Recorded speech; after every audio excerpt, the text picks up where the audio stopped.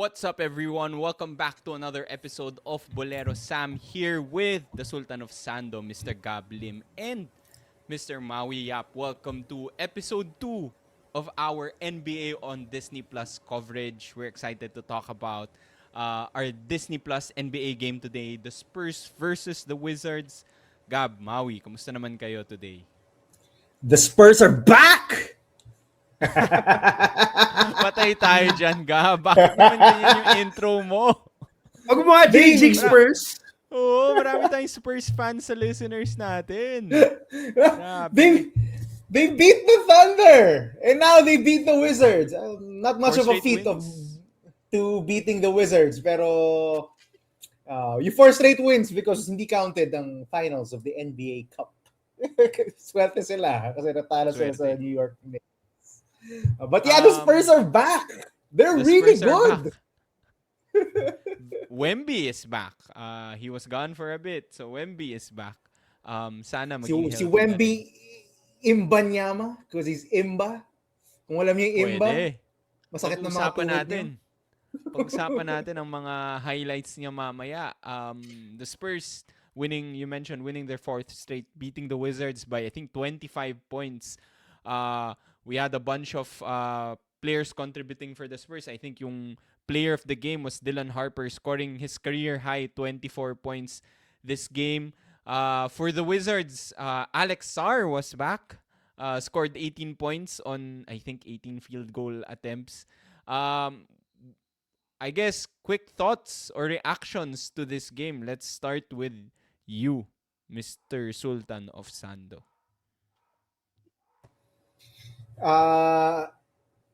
Actually, natawa ako ng first half eh. Kinda close. Up and down. Not much kahit defense. Start nung third. Close pa eh. Actually, yung kahit start ng third. But I think lumabas yung the tanking Wizards and the quality of their play just went down the drain in the second half. Again, up and down basketball in the first half. Love the French Revolution, yung coming together, si Bilal Coulibaly, Alex Sarr, going up against his countryman, si Victor IMBAnyama, cause ang imba niya talaga. Actually, natakot ako, boys, kasi akala ko hindi papasok si Wemby. Hindi siya pinasok ng first quarter. Yeah. Wala siya. Di pa siya nag-start ng second quarter, so I really thought di rin siya maglalaro. Yeah, and this is the first of a back-to-back. So sabi ko, oh no. For the game that we're gonna cover, we're not gonna see Wemby in the game. Are you kidding me? Ganun tayo kamalas, hindi maglalaro si Wemby. But gladly in the second quarter, he came in. Spectacular plays. Overall, even nung first year ni Wemby, even when they were bad, I was watching Spurs games. I just wanted to see what he does. Because he does some crazy shit all the time. All the time he does something wow ka lang eh. I do remember a play, I think it was in the third quarter. He blocked a shot. I forgot who he blocked. I think it was CJ. George? CJ. I think it was George. So sorry. I think it was Keyshawn George. He blocked it. He got the ball. He ran up the court. Did whatever dribbles. Went by 3 defenders and just dunked it. As wow lang ako. There was another play in the fourth quarter. He drove right.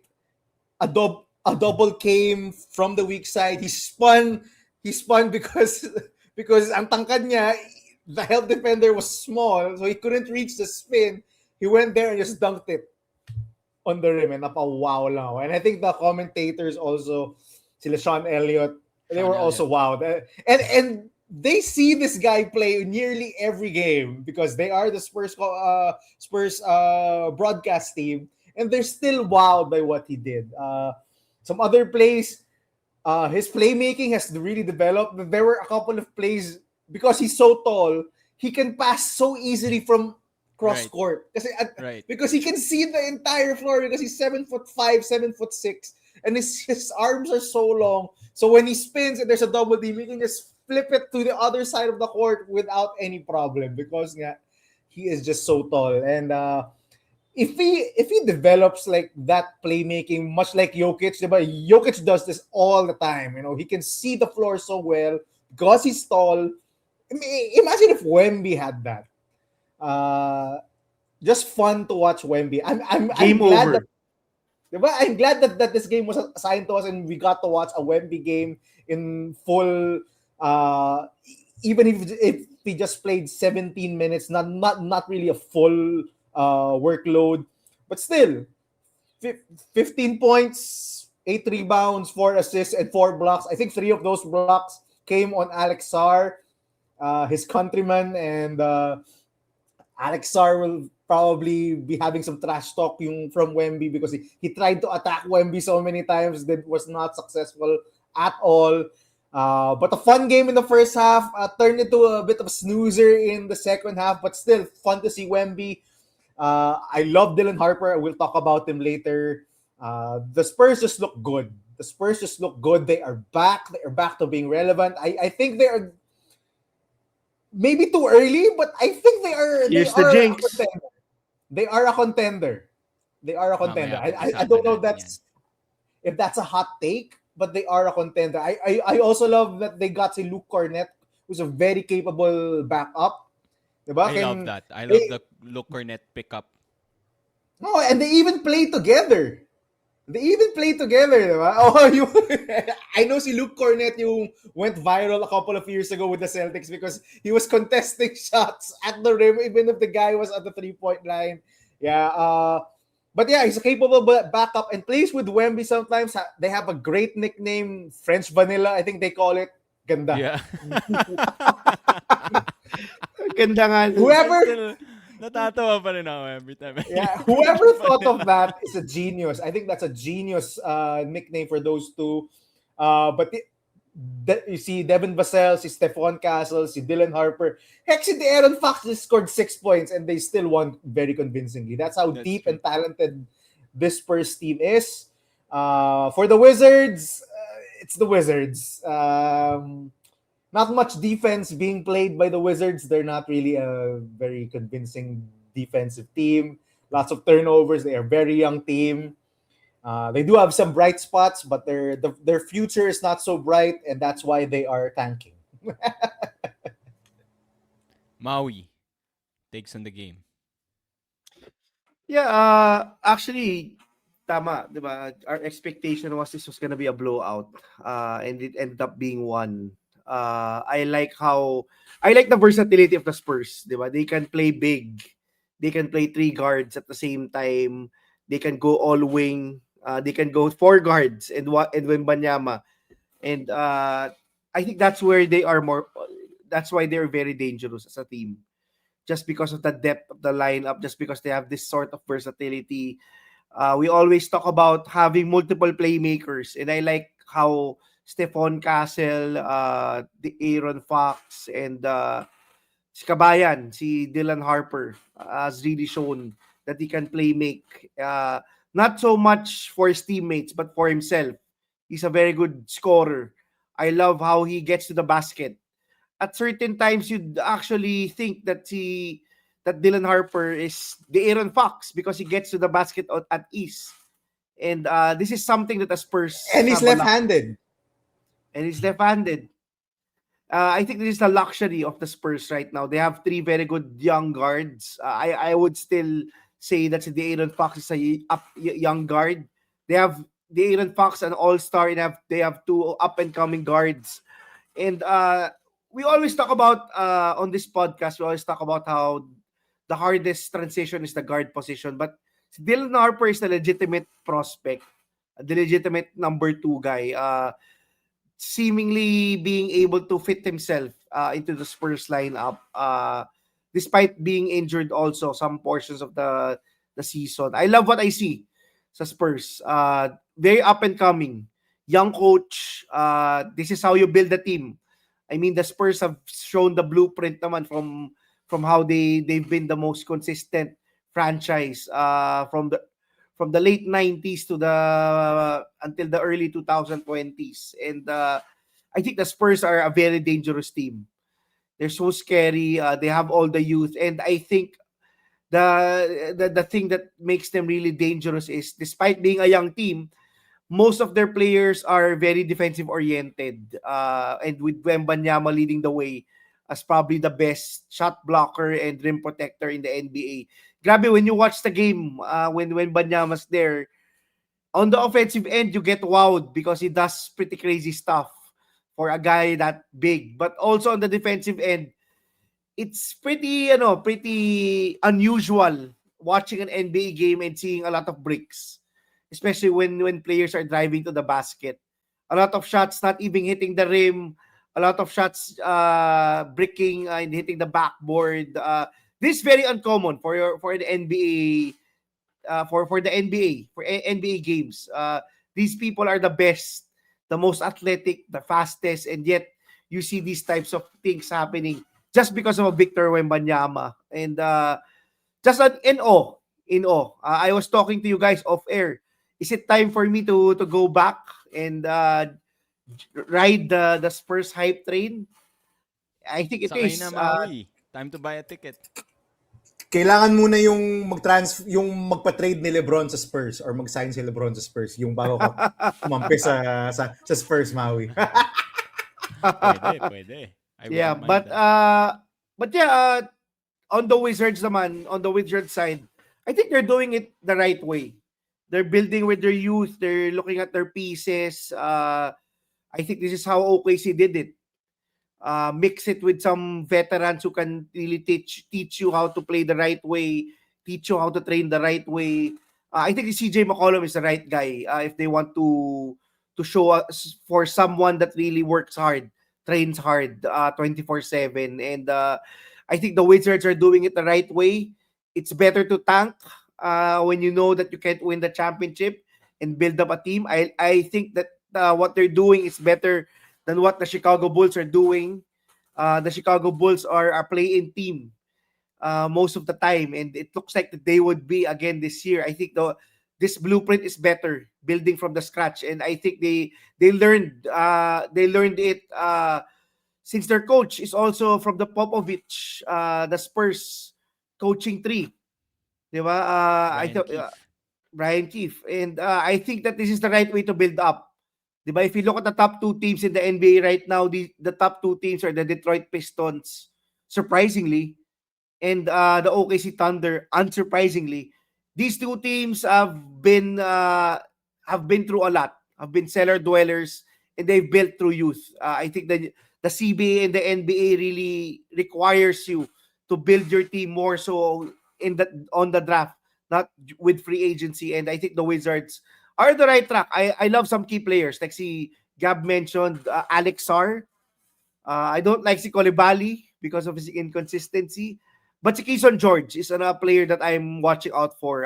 Basically a 3-4 tweener, can do everything. He should watch Jalen Johnson and then try to mold this game. This guy is somebody who's starting to learn how to play make. This guy is somebody who I think is their best on-ball defender. And it shows yung stats na is starting to rack up. If you're a Wizards fan, maybe you have to wait. Snooze for a few more seasons. But I think this is the right way to build up with the current landscape of the NBA. Okay, so there is some light at the end of the tunnel for the Wizards fans. At least they have young prospects that they can develop. Although, skeptical pa ako dun, Maui eh. Kasi tendency nitong Wizards, kapag may young prospects sila, they trade them away. Like Denny Denny Avdia is Avdia. I think that was crazy. What a big Or blunder. big blunder, diba? Or they don't really draft the best players, diba? Historically, hindi sila like let's say a Spurs or a OKC na talagang uh, mataas yung success rate, sumakses sa mga draft picks nila. But we'll see. I do believe, I agree with you na okay naman, they have solid young pieces. Hopefully, I think they're going to be one of the bottom teams this year, so maybe they get a good draft pick, maybe get a boozer or someone else to join their team for next year. Sige, let's going back to the Spurs, Maui. Gab mentioned, sabi niya, the Spurs are contenders. How good of title contenders are the Spurs? You have, obviously, you mentioned the Pistons and OKC as the top teams in the West and the East. Sa West, the Spurs have to go through not just the Thunder, but also like the Nuggets, a team like the Nuggets, or the Rockets Hindi mo who na are... Lakers. Ayoko sabihin bias ako eh. Pero sige na nga. Or the Lakers na Just to katay nila let ngayon. everyone know, we're all rooting for the Lakers. Well, si Maui's rooting for LeBron, who plays in the Lakers. Sam and I are Lakers fans. So, just, ano lang, Purple and gold to, ang dalawang context. to from childhood. Context. So how good of a title contender are the Spurs? Maui. Yeah, I think the Spurs are legitimate title contenders. I mean, maybe similar to the Rockets last year. I don't know if they're gonna go on a deep playoff run because the West is so tight, diba? I mean, you can face a Golden State as number 8. You can face a Minnesota as a 7th seed. The West is it's why they call it the Wild Wild West, diba? It's always in the NBA, the Western Conference is always packed. This has been the case since I think the three of us started to watching the NBA, and it's an ongoing trend. And maybe the Spurs need more experience because right now, if you look at the lineup of the San Antonio Spurs, I think only Harrison Barnes and maybe Luke Cornett are the only ones that have legitimate playoff experience. And si Cornett was not even a guy playing 20 plus minutes for the Boston Celtics before. The Aaron Fox, I think, only made one playoffs with the Kings 2 years ago.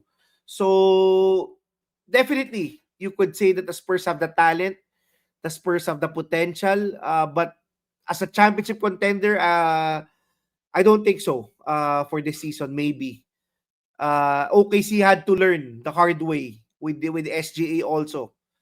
And I think even teams like the Golden State Warriors started off hot but learned the hard way in the playoffs. It's pretty hard when it comes to the playoffs. You need experience, you need veterans, and I think that's maybe one thing that the Spurs are lacking at this point in time.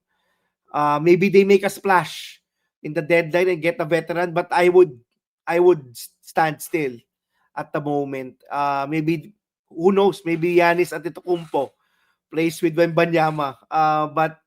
But I think the good thing to do right now is to stay put because they have all the cards, they have all the pieces to contend. I mean, they don't have a timer. Stephon Castle is 21 years old, Dylan Harper is 19, Victor Wembanyama is 19, 20 years old. Even Sohan, even Vassell and Keldon Johnson are only in their mid 20s or going to their mid 20s. So the young core of the Spurs, they don't have a timeline to really hasten it up right now. But who knows? Diba? OKC surprised us the past few seasons. That youth is not an hindrance to becoming a successful team. I think they are one of the youngest teams to win the championship last season. Gab, na-mention ni Maui sina Giannis. Do you think the Spurs need to make a trade this season or make some changes with their lineup to contend, or do you prefer they just stay put? Ano sa tingin mong gagawin nila? It's a mixed bag for me. Like if Giannis becomes available and he wants to play for the Spurs, why not? Diba? It'll probably come at the cost of some of their young pieces, pero And yung depth, no? yung depth. But if you can have a shot at getting a Giannis, why not? There's also, I think, a school of thought which says just keep this together. Learn from OKC. Don't make big moves. Allow this young core to play together and perhaps do something what OKC is doing now, having a long-term plan. If eventually you won't be able to pay everyone, pero at least while they're in their cheap rookie contracts, they can grow together, they can have chemistry, and They can be they're good now already. I don't while some might laugh at the contender status that we put on them, they are pretty good. Diba? Especially with Wemby there, they are pretty good. I don't think they're gonna win the championship this season, but they're definitely gonna give a hard time to teams like the Nuggets and the Thunder in the West and the Rockets. I won't be surprised even if they make the conference finals, diba? And face off with the Thunder. So I won't be surprised. I think this team is well coached. This team is deep, and this team has a lot of young talent. Lot of young talent. Ang ganda because at any point they have 5 shooters on the floor. Si Luke Cornett started off. Remember, si Luke Cornett when he was in his first years in the NBA, he was a stretch big. He can shoot threes. Ngayon lang siya yung naging lob threat in recent years. But when he first entered the NBA, he was shooting threes. So everyone on the Spurs can shoot threes, and they penetrate and they kick, and everyone can shoot. When Wemby is there, he's surrounded by 4 shooters to give him a lot of space. Heck, even he can shoot. Diba? So, True. ang ganda. I don't think they're gonna win yet the championship. But if they decide to get a Giannis or someone of that caliber, I won't be I won't be against it. Again, it's Giannis. Kung gusto niyo maglaro with Wemby, why not? Why not? Go. Yeah, I agree. Syempre Giannis is a game changer. I'm just worried age-wise, pwede pa naman si Giannis, 'di ba? He's in his early 30s. I'm just worried about the recent injuries. Yun lang yung maybe one thing that would make me second guess with Giannis, but imagine Giannis and Wemby. That would be that would be crazy. Speaking of Giannis and Wemby, Maui, yung ano naman, what about yung three-guard lineup ng Spurs? Do you think they can coexist? Kasi yun yung isa sa mga naging issues at the start of the season. Nagulat sila that they got the second pick, pick the best player available, Dylan Harper, after they just traded for De'Aaron Fox. Can Castle, Harper, and Fox coexist? Short term, medium Ima- term? imagine in a perfect world for the Spurs if they got the number 1 pick, diba? And they got Cooper Flag, but Masyado nang madaya. still they got Dylan Harper, who I think is a future all-star. So far I think they've been able to coexist. I think it's because these 3 guards are very lanky and tall guards and two-way players, diba? I think that's very important.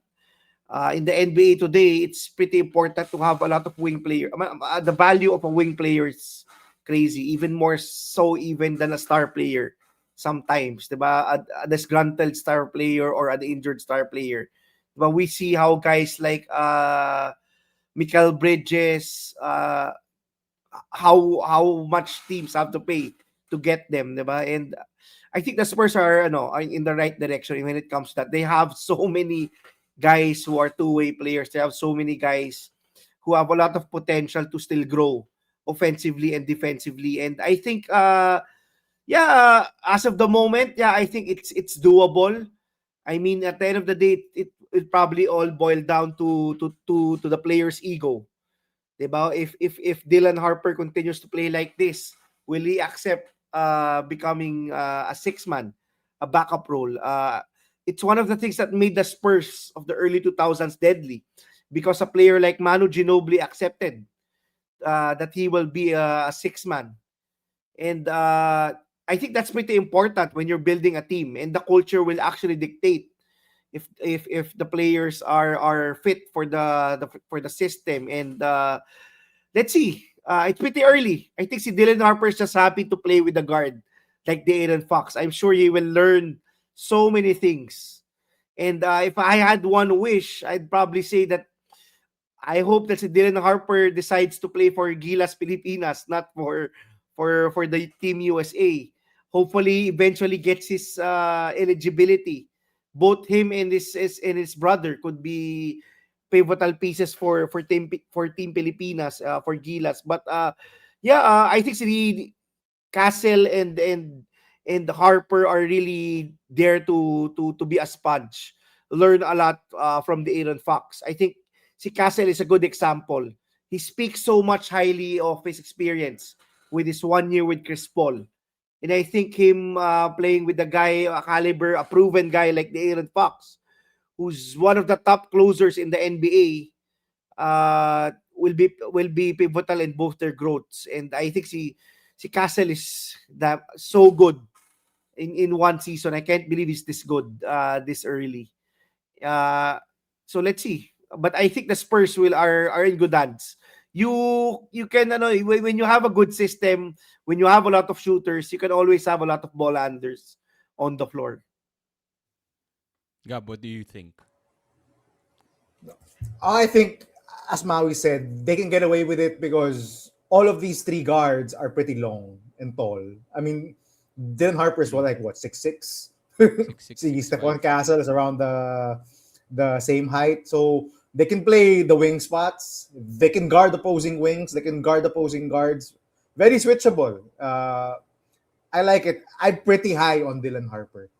I love this guy. I mean, I think si Sean Elliott mentioned this earlier in the broadcast. I think he's third in the NBA in among guards in shots at the rim. I think behind only si Tyrese Maxey and one other guy. I think he's attempting close to 60% of his shots at the rim. Correct me na lang if I'm wrong on that. And he's shooting a very high percentage. He's attempting around 3 free throws a game, which bodes well. So if you can get contact and get yourself to the line, that's amazing. His 3-point percentage is a bit still sub 30%, so that's something that he has to work on. But I like that he knows how to get to the rim. Yun especially when you watch him play, he's very crafty. A lot like si Manu. Si Manu Ginobili was very crafty with his footwork, with his ball handling, knew how to get to the rim at will. Same thing with Dylan Harper. Love na love ko yung ball handling niya and yung craftiness niya just to get to the rim and get a layup. That's how he gets most of his points. I believe he's shooting around close to 50% from 2-point range and 60% at the rim. So that's a pretty good sign to me. And if he can just get a consistent mid-range or even a 3-point shots, I think he's the guard of the future for the San Antonio Spurs. Si Castle, I did not expect this. Honestly, last year, I thought he was just a defensive stopper. Yung offense niya medyo up and down. His efficiency was really down the drain yung last season. I didn't like him a lot in fantasy. He had some hot streaks here and there. Pero if you had him on your lineup, sometimes mag-punt ka talaga ng field goals and even free throws because he just couldn't hit a ton of his shots. But now, he's finishing better at the rim. He's playmaking a lot more. I did not see this from him. He did say that he was a point guard nung rookie year niya. Sabi niya, I am actually a point guard. But parang lahat ng tao were like, ano to? Ano? You're a point guard? What? And now I believe. his playmaking is really good. I think he had 7 assists in this game. There was a game earlier in the season without the Aaron Fox. He was dishing out 10 plus assists a game, and I believe it. Imagine having 3 playmakers on the floor, and if Castle and Harper can just get their outside shots to fall, I think the Spurs are going to be up there really with the Thunder, or even better than the OKC Thunder. Si Fox, I'm not sure if they're going to be willing to keep him. Again, he's the most expensive of the 3 guards. Mahal. And eventually they're going to have to an extension, di ba? Yeah, exactly. So eventually they're also going to have to sign si Castle and si Harper to extensions. So they are going to get pretty expensive. But now I think it's okay for now. Um, we're we're still gonna see them play together unless they want to make a big splash, as Sammy said, for a guy like Giannis. Pero ang ganda, 24 points kanina, a lot of it came at the rim. Yung for Dylan Harper, and sobrang naghihintay ako na ilabas ni Maui yung Gilas yung Gilas ano natin, request natin yung for Dylan Harper. Because imagine if we got both Pangarap. Harpers to play. Pangarap, di ba? Pangarap. I just hope they eventually do. But if Dylan Harper is gonna be that good, he's probably gonna be staying with the USA. I mean, unless we offer him so much money that he can't refuse to play for the Philippines. I don't know. Isang island. Isang island. Luzon, Maybe. Visayas, Mindanao, and Harper Island. Yun natin yung kay Dylan Harper. But yeah, I think they can play together. Yun yung baseline answer ko to your question, Sammy. Ikaw naman, what's your opinion? Yeah, I think short term, medium term, it's okay. Kasi I think the timeline works for them. Si De'Aaron Fox would be the lead guard. I think you mentioned na these two guys have to be sponges, or Maui mentioned these two guys have to be sponges, sort of learn from De'Aaron Fox then as the veteran. But I do agree with you. I think eventually the odd man out for me would be De'Aaron Fox, just because age-wise, siya yung medyo matanda compared to the other guys. Unless, and this is a big unless, there is a huge trade that can happen wherein you have to throw in a Dylan Harper or a Stephon Castle. Because if you're getting Giannis or even someone else, I don't know, just name drop like a superstar right now, you probably had to give up at least one of those two guys. I don't see like a situation where the other team would be agreeing to trade a superstar on the level of a Giannis without getting at least a Harper or a Castle. I don't think the Aaron Fox is going to have the same value. Obviously, if you're trading your superstar like Giannis, then you're probably building for the future. So, yun lang yung question mark. I think right now, definitely it's not going to be an issue. Medium term, for me, if you're not going to trade any of these guys, it looks like it's Fox that's going to be the odd man out. But if there's an opportunity for you to get a superstar level caliber player like Giannis, or maybe make the rotation or lineup better para hindi sobrang guard heavy, like maybe a wing guy, then you might have to give up one of your younger guards. But yeah, ako din, I was hoping Harper would play for Gilas. So Maui, do we know like may eligibility ba siya, or may chance ba na he's eligible to begin with, or wala? With the new Actually, rules. with the new rule, actually I'm not sure, because as far as I know, he missed it by a little, yung rule that he's eligible for 60 years old.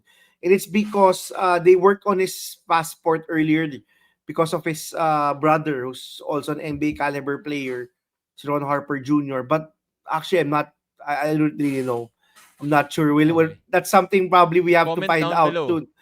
I think the Comment down SBP below sa mga should listeners natin. if I were the SBP, this would be probably my number one priority.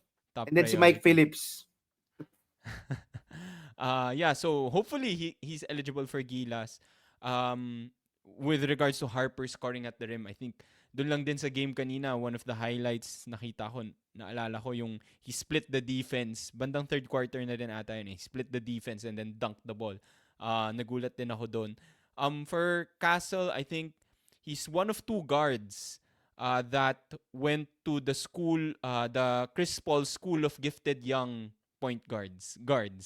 Remember, si SGA trained under Chris Paul for a year also during his second year sa OKC. Look at where SGA is now. Si Castle has been a pleasant surprise. You guys both said that. I think may impact din talaga going under the wings of Chris Paul during his freshman year last year. Muna na Um, nila assistant coach si Chris Paul. Total, the LAC just Actually, threw him under yeah, the bus. that's true. I mean, libre siya ngayon. I don't know if they can get him as an assistant.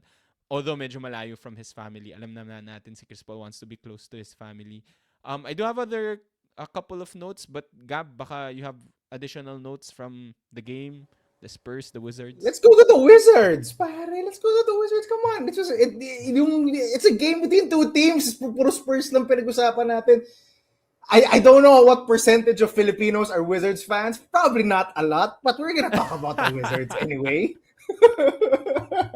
Siguro yung mga Why? Yung holdovers. mga taga Yung doon. mga, Yung mga taga doon. yung Maraming mga Pinoy din doon. pero yung mga holdovers from the John Wall days siguro yung mga yung mga Wizards fans pa rin. But Kala ko sasabihin mo Agent Zero eh. Oo nga, Gilbert Arenas. akala ko din eh. uh, if you're a fan from the Gilbert Arenas days, tell us down below. Baka meron. Andre I- Blatch. I- Filipino. Oh, baka. I honestly don't know a Wizards fan in my life. So if you are a Wizards fan, please tell us because I don't know anyone who's a real Wizards fan, diba? But yeah, with regards to the Wizards, again, they're a tanking team. They're one of the worst teams in the NBA. I think they have to lose because I think if they don't finish in the bottom 8 in terms of record, they're gonna lose their pick or something, something like that. But yeah, I don't think they will have any trouble you finishing in the bottom 8 because that's how bad they are. As Maui said, there are two guys here which I think are really key pieces moving forward, which I think they should invest in. One is Alex Sarr, and the second is Keyshawn George. The others, like si Kispert, Bob Carrington, si Trey Johnson, maybe he's like a Jordan Clarkson type of player. You know, he loves to score and shoot. Si Villa, you can keep him for cheap if he wants to, but don't give him a Patrick Williams $90 million contract. Shout out to the Bulls. But he's an okay piece. I mean, he's an okay piece if you want a defensive wing, but do not pay him that much money. But yeah, it's to me si Keyshawn George and si Alex Sarr ang two guys that I think they should build around, along with whatever pick they're gonna get for the next draft. Alex Sarr, I think, has been breaking out this season. Last season, I hated him. I hated him so much because I had him on my fantasy teams and he was tanking my field goal percentage and free throw percentage to death. He was a terrible shooter and he was shooting so much from the outside that he was missing a lot. And every weekend head-to-head, he would tank my field goal percentage and I was so annoyed at him. And I couldn't trade him because who wants to get a guy who doesn't shoot well from the field despite being a center? I mean, he did block a lot of shots, but that's another point.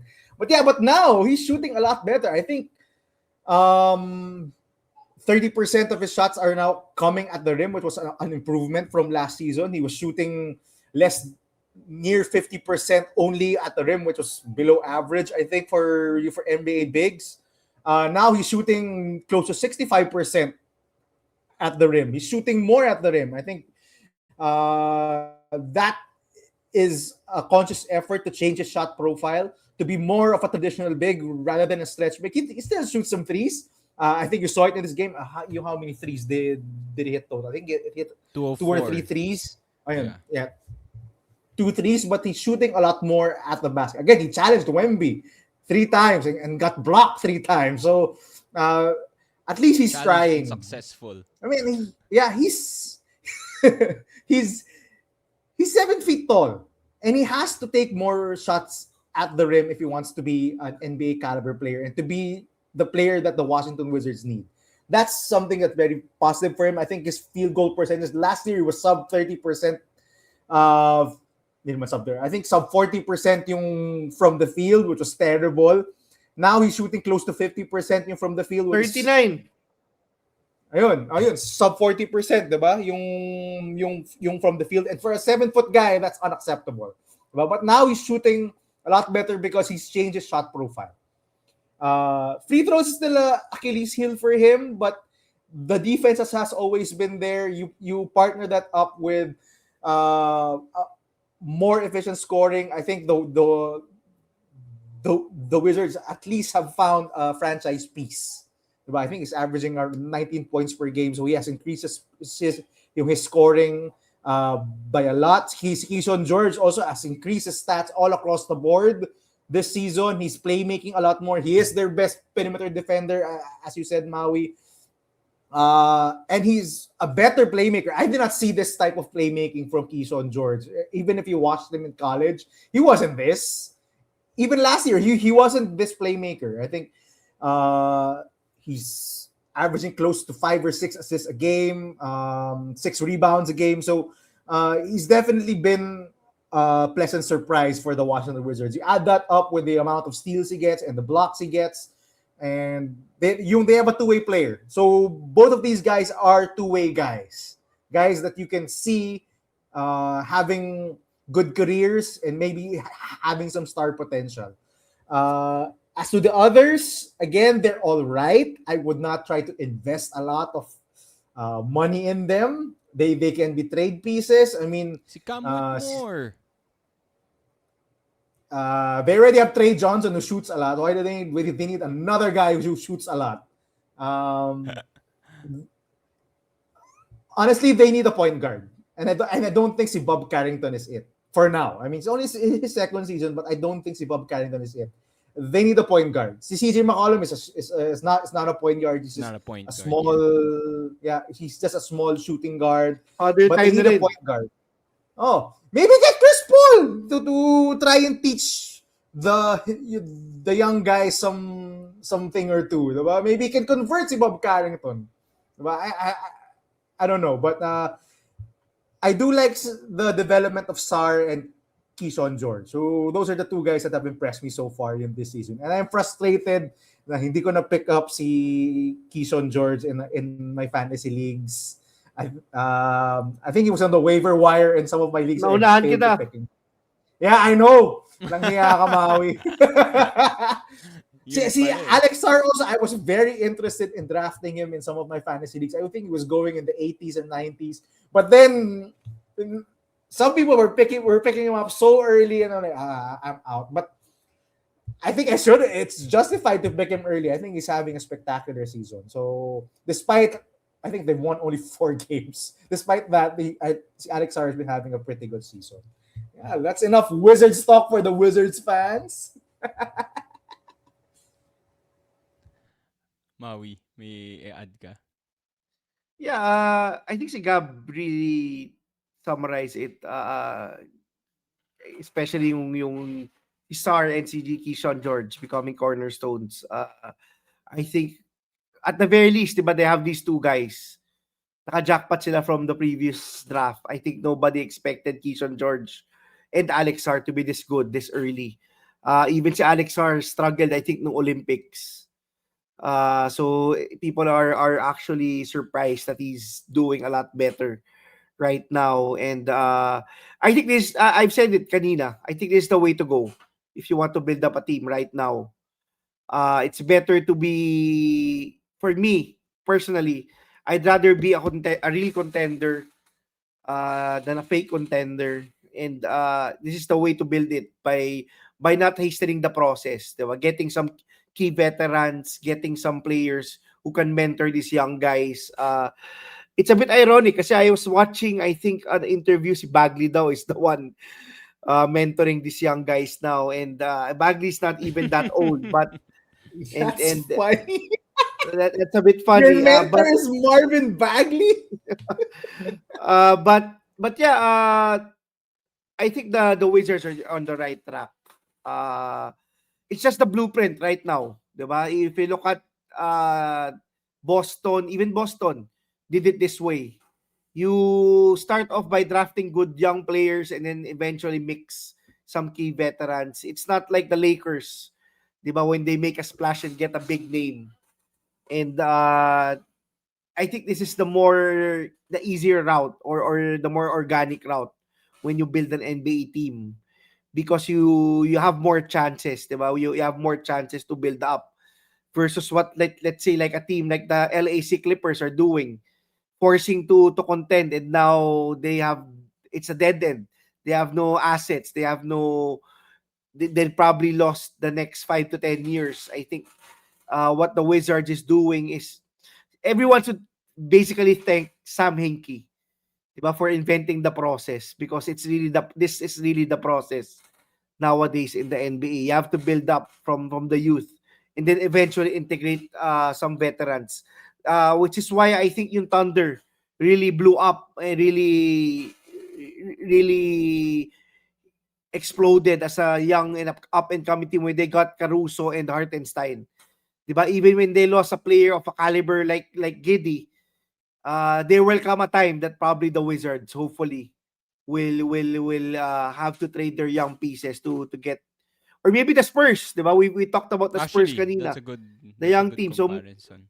there will come a time where they will have to get some key veterans and trade some young pieces. But this is the way to go in the NBA, diba? The Spurs, they say that the Spurs are usually 2 to 3 steps ahead than most teams, and the Spurs are doing it the same way as a team like OKC or a team like Boston did. So this is probably the way to go right now. Just a couple of points lang, Maui, to yung just to bounce off. Nakatawa lang na si Sam Hinkie, yung father of tanking, pero yung Sixers hindi pa rin naka-benefit sa process nila. Yung OKC Thunder yun naka-benefit sa process ni Sam Hinkie. Parang ano lang, parang Golden State, di ba? They're the ones who benefited from Mike D'Antoni's 7 second or less, or the revolutionization of the 3-point line. So sometimes there has to be a sacrificial lamb. Mike D'Antoni Yep. was, now Sam Hinkie is. Yeah. The other thing I wanted to bounce off of, you mentioned the Olympics. Can you imagine France in 2028? Alexar In LA. and yeah, and Wemby together in the front court. Siguro si Rudy Gobert will just be just a backup by then. I mean, si Wemby had already taken over the center slot already in the last Olympics, diba? Si Rudy was already off the bench. Can you imagine if Alexar plays for France and be the backup or play alongside si Wemby? A guy who can shoot Golden also from the age. outside. Diba? You won't sacrifice the rim protection yung that Rudy provided. And they're both defensive beasts, Alex Sarr and si Wemby. France just needs a guard. Honestly, they just need a capable point guard. Just to get their team together, because I think that's what they were lacking nung last Olympics. They needed a guard. They already have a generational talent in Wemby. You add that up with a guy like Alex Sarr, maybe some vets also.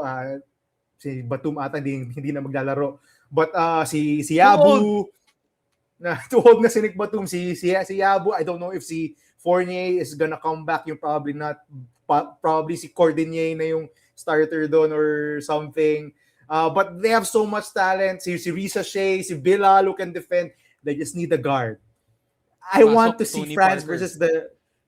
I just want to see France versus the USA again.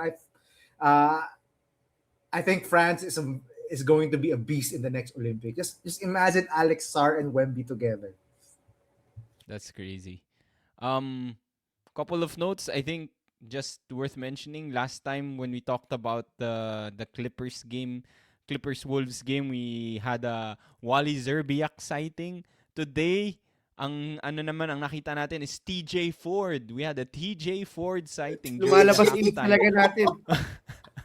TJ Ford, Maui, pwede ko na ba ibenta yung TJ Ford rookie autograph jersey card ko? Milwaukee Bucks pa. Baka may value na yon.